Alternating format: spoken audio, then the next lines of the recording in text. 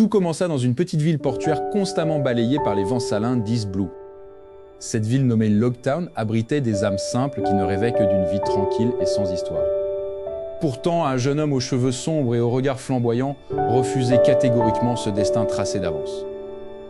Goldé, Roger passait ses journées à fixer l'horizon lointain en se demandant ce qui se cachait au-delà des limites de la carte.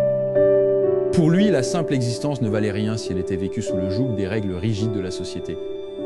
Il portait déjà en lui cette étincelle indomptable qui allait un jour faire trembler le monde entier. Mais à cette époque, il ne possédait rien d'autre que ses vêtements usés et une volonté de faire. Un soir d'orage manqué, alors que la pluie fine commençait à laver les pontons, Roger fit une rencontre qui changea le cours de l'histoire. À bord d'une petite embarcation de fortune se tenait un jeune homme blond qui semblait fuir son propre passé. Ce jeune homme s'appelait Silvers Rayleigh, un esprit brillant mais désabusé par les réalités de l'existence. Roger s'approcha du bord du quai et l'interpella sans la moindre gêne, un grand sourire aux lèvres. Il lui déclara de but en blanc que ce petit bateau était parfait pour entamer une aventure légendaire. Rayleigh le regarda comme s'il s'agissait d'un fou allié et refusa poliment son invitation extravagante. C'était mal connaître la persévérance inébranlable de celui qui refusait d'entendre le mot impossible. Roger s'assit lourdement en face de Rayleigh et affirma que le destin venait de lier leurs deux vies pour toujours. Il lui parla d'un concept qui dépassait la simple piraterie, la quête de la liberté absolue à travers les océans. Étrangement, les paroles passionnées de cet inconnu parvinrent à briser la carapace de cynisme de Rayleigh. Un sourire discret s'invita sur le visage du jeune blond qui accepta enfin de détacher la corde du quai. C'est ainsi que, sans équipage ni réputation, les deux premiers membres de la plus grande légende maritime prirent le large. Les premières semaines en mer furent une rude école d'apprentissage face aux éléments impitoyables. Rayleigh prit rapidement le rôle de navigateur en chef, utilisant son intelligence pour compenser l'inconscience de son capitaine. Roger, quant à lui, passait son temps à chanter et à défier les vagues géantes avec une joie enfantine. Mais pour survivre et recruter d'autres compagnons, il leur fallait un véritable navire capable de franchir grand lignes. Ils jetèrent l'ancre près d'une île fortifiée connue pour être un repère de contrebandiers et de voleurs impitoyables. Dans le port de cette île maudite flottait un magnifique brick noir armé de canons en bronze étincelant. Ce navire appartenait à un capitaine pirate cruel qui terrorisait toute la région d'East Blue. Sans le moindre plan d'attaque, Roger annonça à Rayleigh qu'ils allaient simplement s'emparer de ce navire ce soir-là. Sous le couvert de l'obscurité totale, Roger s'infiltra le premier sur le pont principal en escaladant les chaînes de l'ancre. Un garde en faction remarqua une ombre suspecte et tira immédiatement sa lame en poussant un cri d'alerte. D'un geste vif et précis, Rayleigh surgit des ombres pour désarmer le garde avant qu'il ne puisse faire un pas de plus. Le tumulte réveilla instantanément le reste de l'équipage criminel qui se rua hors des cabines avec fureur. Entourés par des dizaines d'ennemis, Roger et Rayleigh se tinrent dos à dos, prêts à livrer leur premier vrai combat. Les lames s'entrechoquèrent dans un vacarme assourdissant de métal et d'étincelles embrasant la nuit noire. La force brute de Roger balayait ses adversaires comme un ouragan indomptable survolant les mers.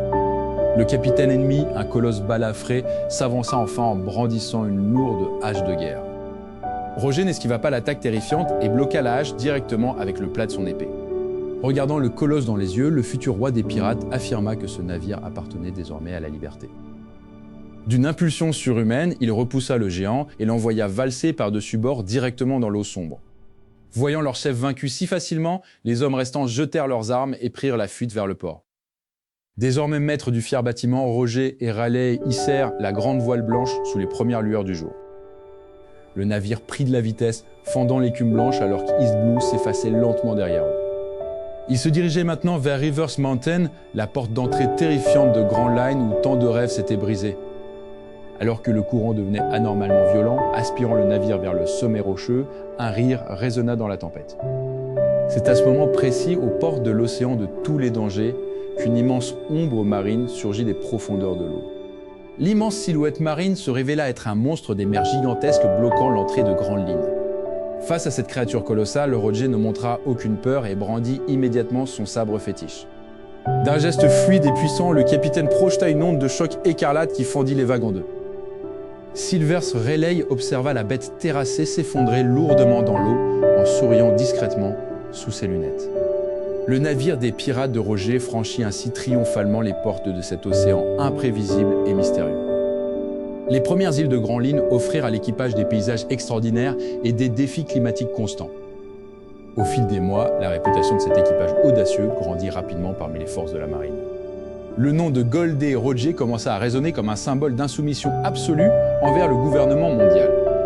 De nouveaux compagnons d'armes durent attirer l'attention de Roger par leur force et leur dévouement sans faille. C'est à cette époque qu'un jeune et féroce rival nommé Monkey D. Garp jura de capturer le pirate rebelle. Leur première rencontre en mer se soldèrent par des affrontements cataclysmiques qui détruisirent des flottes entières. Pourtant, derrière la violence de leur combat, une étrange et solide estime mutuelle commença à naître entre les deux hommes. Mais une menace bien plus sombre planait sur l'océan sous la forme de l'équipage le plus cruel de l'histoire. Cet homme n'était autre que Rox D. Xebec, un pirate assoiffé de pouvoir dont le rêve ultime était de dominer le monde. Sous ses ordres se trouvaient des monstres en devenir nommés Edward Newgate, Charlotte Linlin et le jeune Kaido. L'équipage de Rock pillait et massacrait sans distinction, menaçant l'équilibre fragile de la planète entière. En l'an 38 avant la Grande Ère, les destins de ces hommes extraordinaires convergèrent vers une île mystérieuse nommée God Valley. Les nobles mondiaux et leurs esclaves s'y trouvaient rassemblés, ignorant totalement qu'ils allaient devenir des cibles mouvantes. Rox D. Xebec lança son attaque brutale sur l'île dans le but avoué d'exterminer les dirigeants du monde. Face à l'imminence du massacre, le vice-amiral Garp débarqua en urgence sur la plage pour protéger l'ordre public. Contre toute attente, le navire de Goldie Roger jeta l'ancre exactement au même moment de l'autre côté de l'île. Les deux rivaux de toujours se retrouvèrent nez à nez au milieu du chaos grandissant de la vallée sacrée. Devant l'immensité de la menace représentée par Rox, une alliance impensable et secrète fut scellée d'un simple regard. Le pirate légendaire et le héros de la marine s'élancèrent ensemble à l'assaut de l'armée de Rox Xebec. La bataille qui s'ensuivit fit trembler les fondations même de l'île, fracturant le sol en failles béantes. Silvers Rayleigh croisa le fer avec le jeune Edward Newgate dans un duel à l'épée d'une intensité terrifiante. De leur côté, Charlotte Linlin et Kaido repoussaient des vagues entières de soldats d'élite de la marine. Au sommet de la montagne, Rox D. Xebec attendait ses deux assaillants principaux, entourés d'une aura de pure noirceur. Roger et Garp l'attaquèrent simultanément, combinant leur puissance physique et spirituelle la plus absolue. Le combat final dura des heures entières, épuisant les forces de chaque combattant jusqu'à leur dernière limite. Par un ultime effort synchronisé, le sabre de Roger et le poing de Garp brisèrent définitivement la défense de Rox. Rox D. Xebec s'effondra, son ambition démesurée s'éteignant à jamais sur cette terre oubliée des dieux. Privé de son chef emblématique, le redoutable équipage de Rox se dissout immédiatement, chacun fuyant de son côté. Peu de temps après la fin des combats, le gouvernement mondial utilisa ses pouvoirs occultes pour effacer God Valley des cartes. Garp reçut tout le mérite de cette victoire héroïque, devenant officiellement le légendaire héros de la marine. Quant à Roger, il reprit sa route à travers Grand Line avec la certitude qu'aucun obstacle ne pourrait plus l'arrêter. L'équipage célébra cette victoire historique en buvant et en chantant pendant des jours sous les étoiles. Cependant, la fin de cette terrible épreuve laissa place à de nouvelles et puissantes rivalités à travers les mers. Le monde entrait désormais dans l'ère de l'apogée des pirates de Roger, respectés et craints de tous. C'est alors qu'au sommet de sa gloire, Roger s'effondra soudainement sur le pont, pris d'une violente quinte de toux sanglante. Le diagnostic tomba comme un coup près sur le pont du Oro Jackson, confirmant que le capitaine n'avait plus que quelques années à vivre. Refusant de voir son rêve s'éteindre si près du but, l'équipage recruta d'urgence le médecin de Twin Cape pour stabiliser son état. Grâce au remède drastique de Crocus, la douleur lancinante fut temporairement contenue, offrant un ultime sursis au grand homme. Roger comprit alors que cette dernière expédition se transformerait en une course effrénée contre le temps et le destin.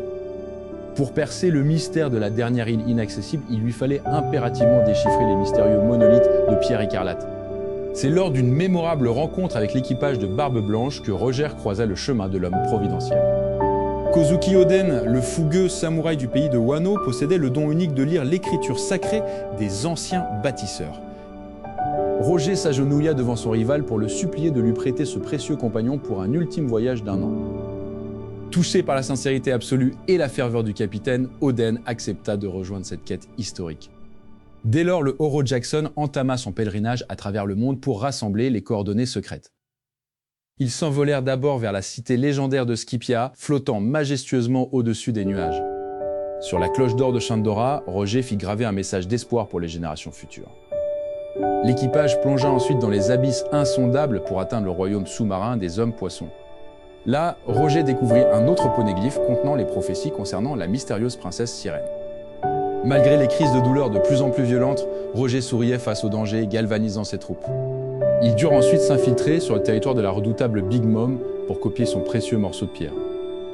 Grâce à une ruse audacieuse, Roger s'empara de l'empreinte textuelle sans déclencher une guerre ouverte. La dernière pièce du gigantesque puzzle les mena sur le dos de l'éléphant millénaire, l'île mouvante de Zou. Au cœur de l'arbre de la baleine, le dernier row de poneglyphes révéla enfin le point d'intersection final. Avec les 4 cartes célestes réunies, Rayleigh traça la trajectoire absolue vers l'inconnu géographique. Le navire s'enfonça alors dans une zone maritime terrifiante, interdite, enveloppée de courants magnétiques mortels. Puis, comme par miracle, la tempête féroce s'apaisa instantanément pour révéler une île nimbée d'une brume dorée. Les pas des pirates résonnèrent doucement sur cette terre vierge où aucun être humain n'avait marché depuis 800 ans. Au centre de l'île, ils découvrirent les vestiges d'une civilisation oubliée et l'héritage intact du mystérieux Joey Boy. En lisant le récit complet de l'histoire oubliée, du siècle oublié et des armes antiques, Roger resta figé un instant. Puis, contre toute attente, un immense éclat de rire jaillit du plus profond de sa poitrine, résonnant à travers toute l'île.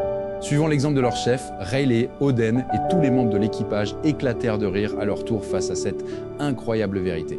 « Quel trésor absurde tu as laissé là, Joey Boy !» s'exclama le capitaine en essuyant une larme de bonheur pur. Pour sceller ce moment historique, Roger décida de baptiser cette île finale du nom mémorable de Lovetale. La nouvelle se répandit comme une traînée de poudre à travers le monde. Goldé, Roger avait conquis Grand Lynn, devenant officiellement le premier roi des pirates. Ayant accompli l'impossible et sentant ses forces décliner irrémédiablement, le roi prit la décision la plus lourde de sa vie. Dans une atmosphère empreinte d'une profonde tristesse, Roger ordonna la dissolution officielle de son légendaire équipage. Après des adieux déchirants, le capitaine quitta définitivement le navire, emportant avec lui le secret de son voyage. Il passa ses derniers mois de liberté dans le calme absolu de South Blue, confiant l'avenir de sa lignée à la femme qu'il aimait. C'est alors qu'il prit une décision finale magistrale pour priver le gouvernement mondial du contrôle absolu de l'histoire. En se livrant de lui-même aux autorités, il transforma sa mort inéluctable en une arme politique absolue pour réveiller le monde. Le jour de l'exécution, la place centrale de Lockdown était noire de monde, oscillant entre stupeur et recueillement. Escorté par 2 gardes en armure, le roi des pirates monta les marches de l'échafaud d'un pas lourd mais conquérant. S'asseyant fièrement face à la foule immense, il jeta un regard flamboyant sur cette jeune génération avide de liberté. Alors qu'un cri anonyme lui demandait où était caché son fabuleux trésor, Roger sourit au destin. « Mon trésor, si vous le voulez, je vous le laisse. Cherchez-le, je l'ai laissé quelque part dans ce monde. » Les lames des bourreaux s'abattirent instantanément en mettant un terme à la vie de l'homme, mais donnant naissance à un mythe éternel. Par ces simples mots prononcés au seuil de la mort, Goldé, Roger venait d'ouvrir officiellement la grande ère de la piraterie.